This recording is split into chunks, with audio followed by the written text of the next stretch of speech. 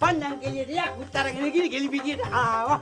අඬු පොලි ඒ සුකොනේ නාලේ කුණෑගෙන මම ආවා.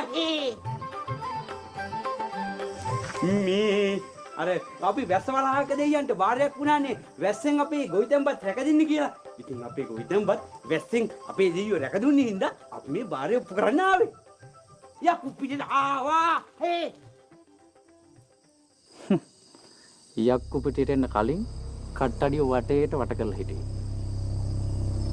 ගබඩාවට පෙට්‍රල් හලලා මෙතනම බාරප්පු කරන්න ඕනද? බලන්නකො මෙයාට ගම ගැන තියෙන කැක්කුම. ඒ නිසාද මහත්තයෝ වැවේ බැම්ම කඩලා දැම්මේ. බිත්තර වී කලවම් කරලා ගොවි අසරණ කළේ. කුඹුරු තල්ලා අලි පැගුවා කියලා බොරු කිව්වේ. මාර කැක්කුමක් එක. සාජ මේ දෙන දාන වාහනට. දෙන්නෙක් නෙමෙයි ලොකු මහත්තයා. තුන් දෙනෙක් ඉන්නවනේ මෙතන. මේ මිනිස්සයා හින්දා තමයි මේ වෙන්න ගියපු විනාශෙ මෙහෙම නතර වුනේ.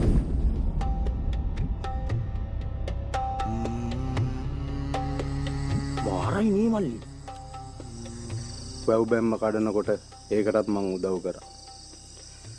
බිත්තර වී ටික කලවම් කරනකොට ඒකටත් මං උදව් කරා. වාරයි නේ මල්ලි. වල්ලාලි විනාශ කරා කියලා වගාව විනාශ කරනකොට ඒකටත් මං උදව් කරා.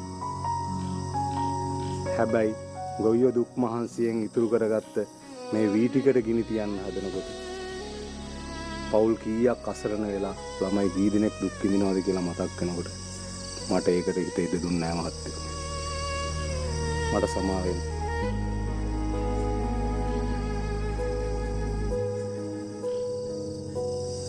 සාය මේ දෙන දාන වාහනට. යා තමුණුත් අන්තිම මොහොතේ හරි දේ කරාට තමුණුත් වැඩියට ගොඩක් කරලා තියෙනවා. ඒ නිසා හෙට උදේ අනිවාර්යයෙන්ම පොලිසියට ඇවිල්ලා කට උත්තරයක් දෙන්න.